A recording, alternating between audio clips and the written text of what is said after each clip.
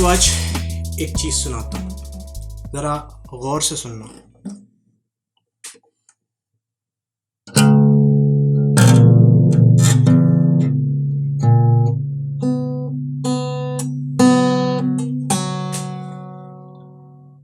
ऊपर से नीचे तक आवाज भारी होती है शुरू में, और आहिस्ता आहिस्ता होते होते आवाज पतली होना शुरू हो जाती है, फ्रीक्वेंसी और पिच चेंज होती है। खैर, वीडियो स्टार्ट करते हैं।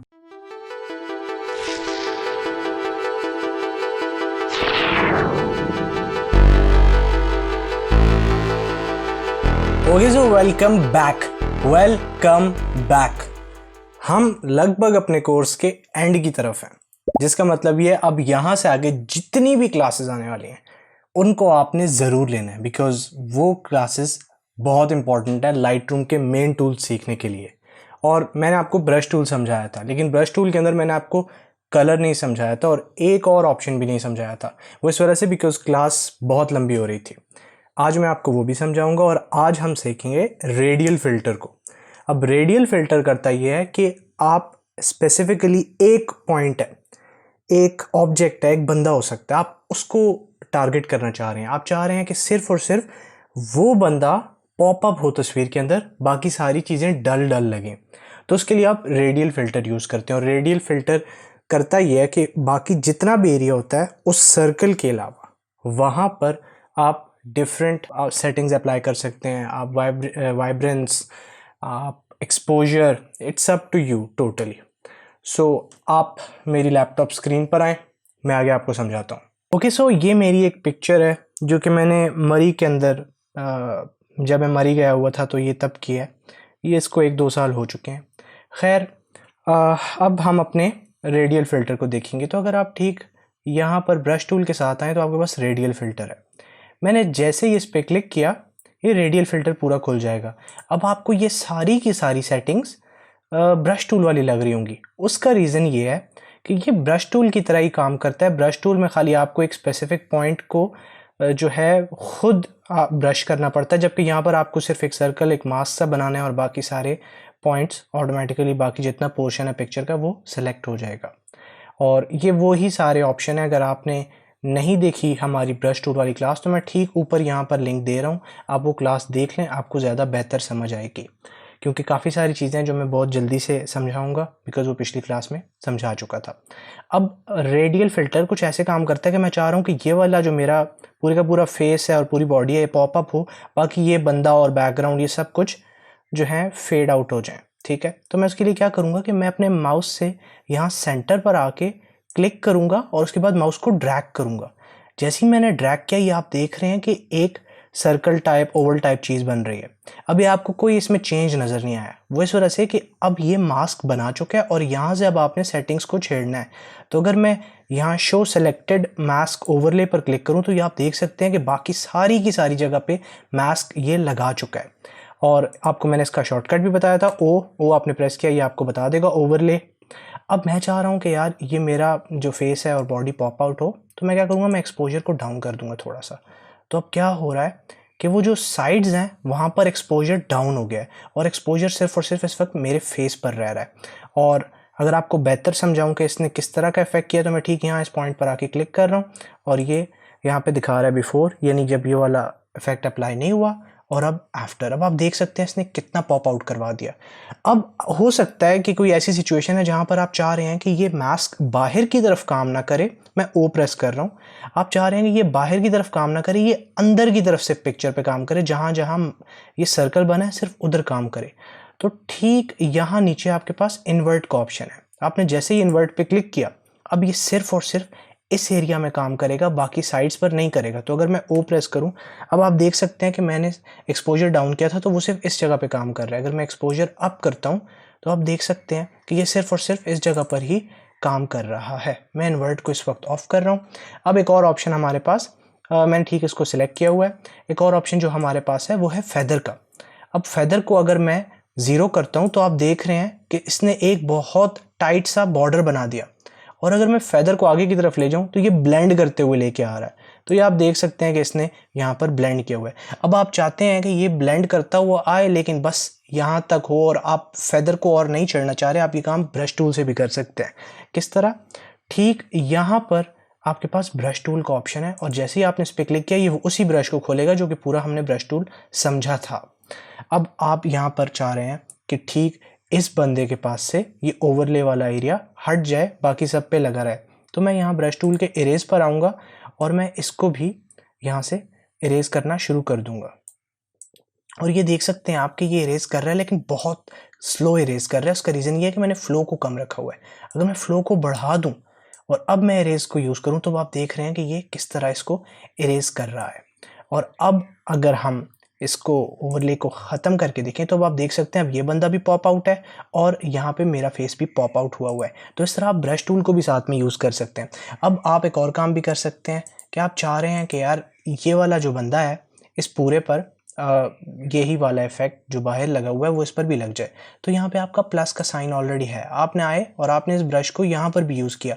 इस ब्रश की वही सेटिंग होंगी जो आपके रेडियल फिल्टर की सेटिंग है इस वक्त, और इसने वही सेटिंग्स मेरे फेस पर भी अप्लाई कर दी। और अब आप देखें पूरे का पूरा फेस भी मेरा एक्सपोजर उस पर डाउन हो गया है। तो इस तरह आप ब्रश को भी साथ साथ यूज़ कर सकते हैं। अब एक चीज़ मैंने आपको कल जो कि क्लास लंबी हो रही थी जो नहीं समझाई थी वो है कलर।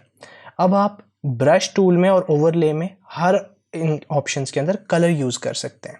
तो अगर मैं चाहता हूँ कि यार ये वाला जो पोर्शन है पूरा ब्लू हो जाए तो मैं ब्लू पे क्लिक करूँगा और मैं उसके बाद यहाँ से मास्क ओवरले को हटा देता हूँ। जब आप देखिए इसने हर जगह को ब्लू कर दिया।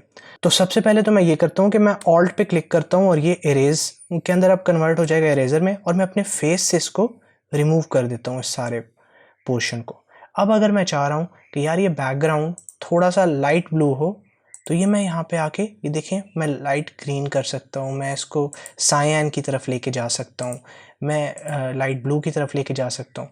सो बिल्कुल ब्रश टूल के अंदर भी ये कलर टैब इसी तरह यूज़ होता है। अगर आप चाहते हैं कि आप कलर को 0 रखें तो आपने मतलब अपनी इनिशियल वैल्यू पर ले जाएं तो आपने कलर के ऑप्शन पर आके डबल टैप करना है। ये अब दोबारा से 0 हो चुका है। अब एक और ऑप्शन जो कि ब्रश टूल के अंदर था वो ठीक यहाँ इफेक्ट के अंदर था कस्टम में।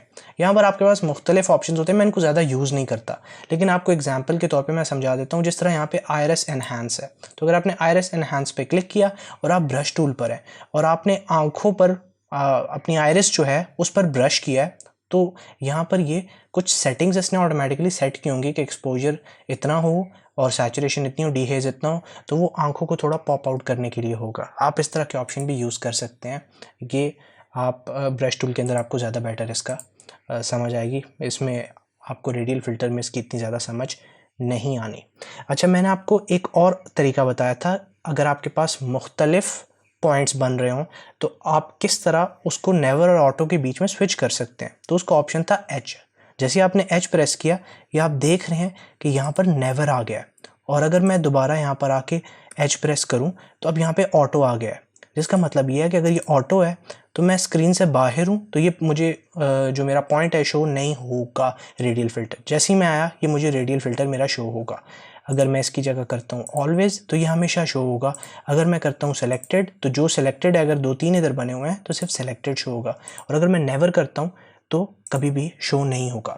अब अगर मैं चाह रहा हूँ कि मैं सिर्फ और सिर्फ बर्फ़ पर ये वाला इफेक्ट अप्लाई करूँ तो मैं ठीक यहाँ रेंज मास्क पर आऊँगा और मैं कलर पर आ जाऊँगा, और कलर पर जैसे ही मैं आऊँगा तो मेरे पास ये आई ड्रॉपर है। मैं इस आई ड्रॉपर को पिक करूँगा और मैं चाह रहा हूँ कि ये रेडियल ओवरले जो है, रेडियल मास्क जो है, ये सिर्फ और सिर्फ इस बर्फ़ वाली कलर पर अप्लाई हो। तो जैसे ही मैंने क्लिक किया अब ये बाकी किसी जगह पे अप्लाई नहीं होगा लेकिन ये इस जगह पर अप्लाई होगा, और आप शो सेलेक्टेड मास्क ओवरले पर आप देख सकते हैं कि जहाँ जहाँ बर्फ़ है ये उस जगह पर यूज़ कर रहा है इसको। अब मैं साथ साथ चाहता हूँ कि नहीं यार ये दरख्तों पर भी अप्लाई हो, और same is for the brush tool.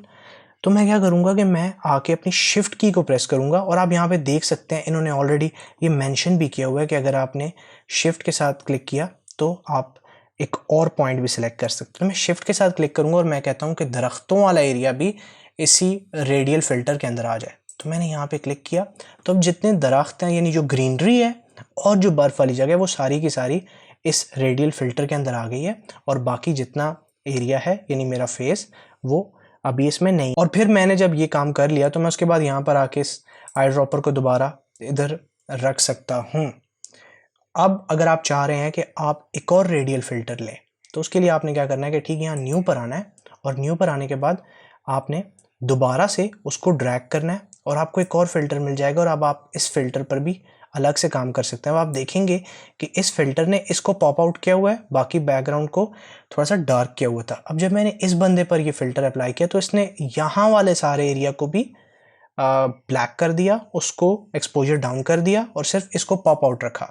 तो इस तरह के इफ़ेक्ट्स आप चाहें तो यूज़ कर सकते हैं। यहाँ पे बहुत बुरा लग रहा है इसलिए मैं इसको यूज़ नहीं करूँगा। अब एक और चीज़ जो आप कर सकते हैं कि आप चाह रहे हैं कि यार ये परफेक्टली सर्कल बने मेरे पास, आप परफेक्टली राउंडेड शेप इस रेडियल फ़िल्टर में हासिल करें, जिसका मतलब यह है कि ये सिर्फ गोल शेप हो पूरी की पूरी। तो उसके लिए आपने करना यह है कि आपने अपनी शिफ्ट की को प्रेस करना है कीबोर्ड पे और फिर माउस से इसको ड्रैग करना है। अब आप ये देख रहे हैं कि ये सेंटर से गोल शेप बनाते हुए बाहर की तरफ आ रहा है और जैसे ही यहाँ पर आया जितनी आपको शेप चाहिए आप उसके बाद इसको लीव कर सकते हैं और आप उसके बाद इसको ऑटो एडजस्ट कर सकते हैं। अब अगर आप चाह रहे हैं कि यार नहीं ये थोड़ी सी ओवल शेप हो तो आप इसको इस तरह देखिए ला के आप सेट कर सकते हैं और यहाँ तक कि आप इसको रोटेट भी कर सकते हैं। आप यहाँ ठीक आ जाएं तो आपको नज़र आ रहा है कि मेरा जो कर्सर है वो 2 एरोज़ में कन्वर्ट हो गया, जिसका मतलब ये अगर मैं उसको लेफ़्ट साइड पर ड्रैग करता हूँ तो आप ये देखें किस तरह ये मैं रोटेशन इसकी चेंज कर पा रहा हूँ और उससे अल्टीमेटली मैं एरिया चेंज कर रहा हूँ जिस एरिया पे इसने इफेक्ट करना है। और अब अगर आप चाहते हैं कि आप अपने जो रेडियल फ़िल्टर है उसको सर्कल ना बनाएं लेकिन आप इस पॉइंट से शुरू करें और ठीक इस पॉइंट पर आके वो ख़त्म हो जाए, तो आपने करना यह है कि alt you have a PC, Windows और option key if you have a Mac आपने प्रेस करना है और उसके बाद आपने अपने माउस से इसको ड्रैग करना है। आपने जैसे ही ड्रैग किया अब आप देख रहे हैं ये आपको एक परफेक्ट शेप बना के दे रहा है यहाँ पर, और जैसे ही आप यहाँ पर इसको ले आए आपने अपने माउस से छोड़ देना है इसको और उसके बाद ऑल्ट की को छोड़ना है। अगर पहले आपने ऑल्ट की को छोड़ा तो हो सकता है आगे पीछे हो चीज़, ये आपने याद रखना है। और अब आप देख सकते हैं कि इसने इस पॉइंट से इस पॉइंट तक मेरे लिए रेडियल फ़िल्टर बना दिया है। अब आप एक और ऑप्शन भी चाह सकते हैं, हो सकता है कि आपने ये सारी की सारी सेटिंग्स अपने बेसिक टैब के अंदर अप्लाई कर दी हों और अब आप चाह रहे हैं कि आप उन सेटिंग्स के ऊपर और सेटिंग्स अप्लाई करें जो यहाँ से नहीं हो रही और आपको उसके लिए रेडियल मास्क यूज़ करना है। तो आप एक और काम ये कर सकते हैं कि आप ठीक यहाँ पर आके ख़ुद को आप जूम आउट कर सकते हैं। अब आप यहाँ तक आपने जूम आउट कर दिया, अब आप आराम से अपने रेडियल मास्क को जितना चाहें, अगर आप इस वक्त हॉरिजॉन्टली स्ट्रेच करना चाह रहे हैं आप कर सकते हैं, आप साथ साथ वर्टिकली भी स्ट्रेच करना चाह रहे हैं। अब आप इस पूरी की पूरी पिक्चर पर वो चीज़ वो इफ़ेक्ट यूज़ कर सकते हैं। ये आप देख रहे हैं मैं अगर इन्वर्ट करूँ अभी सारे के सारे में इफेक्ट हो गया। अगर मैं सिर्फ चाहता हूँ कि बॉर्डर्स तक इफेक्ट रहे तो ये आप देख रहे हैं कि जो बॉर्डर्स हैं ये सारा इफेक्ट उन पर अप्लाई हो चुका है। और मैं दोबारा से अपनी स्क्रीन पर आ रहा हूँ, मैं यहाँ फिट पर क्लिक करूँगा ठीक इधर और ये दोबारा जितना फिट था उस पॉइंट पर लिया और अब आप देख सकते हैं कि कितने मज़े की एक विनियट लुक आ रही है जो कि जिसके लिए हमें विनियट की ज़रूरत भी नहीं पड़ी और उससे बेहतर इफेक्ट आ रहा है। अब मैं अगर इसको रिमूव करना चाहता हूँ तो मैंने सिंपली इस पर क्लिक किया और मैं डिलीट पे क्लिक करूँगा और ये यहाँ पर रिमूव हो चुका है। अब मैं बस इसको थोड़ी सी कूलर टोन दे देता हूँ कलर में जाके। मैं एक और काम भी कर सकता हूँ कि मैं इस पिक्चर के किसी पार्ट से एक कलर उठा सकता हूँ और मैं वो कलर इस ओवरले को दे सकता हूँ रेडियल फ़िल्टर को। यानी मैं अगर इस आई ड्रॉपर पर क्लिक करूँ और मैं इसको ड्रैग करके बाहर की तरफ ले जाऊँ तो पिक्चर का कोई एक कलर होगा जिसको वो यूटिलाइज़ करेगा। तो मैं ये बर्फ़ वाला कलर मुझे अच्छा लग रहा है, मैंने इसको क्लिक किया और अब आप देखें इसने ये वाला कलर पूरी की पूरी फ़िल्टर के अंदर रेडियल फ़िल्टर पे लगा दिया। यानी ये वाला जो पूरे का पूरा रेडियल फ़िल्टर है इस पर ये वाला कलर अप्लाई हो चुका है। तो इस तरह आप कलर भी अप्लाई कर सकते हैं। It's totally up to you and आप किस तरह की क्रिएटिविटी यूज़ करके इस पर काम करते हैं। ओके सो यहाँ पर हमारी क्लास ख़त्म हो गई है। मुझे उम्मीद है आपको कुछ ना कुछ नया सीखने को मिला होगा। अगर कुछ भी नया सीखने को मिला, you know the drill, a sub to this channel would be incredible. मैं आपसे मिलूँगा नेक्स्ट क्लास के अंदर जिसके अंदर एक बड़ा स्पेशल टूल सीखेंगे। मेरे एग्ज़ाम्स भी चल रहे हैं तो उसके लिए भी साथ साथ दुआ कीजिएगा मेरे लिए, ताकि आपका भाई अच्छा कर पाए परफॉर्म और आपको अच्छा सिखा पाए। मैं मिलूँगा आपसे नेक्स्ट वीडियो में। अपना ख्याल रखिएगा। पीस।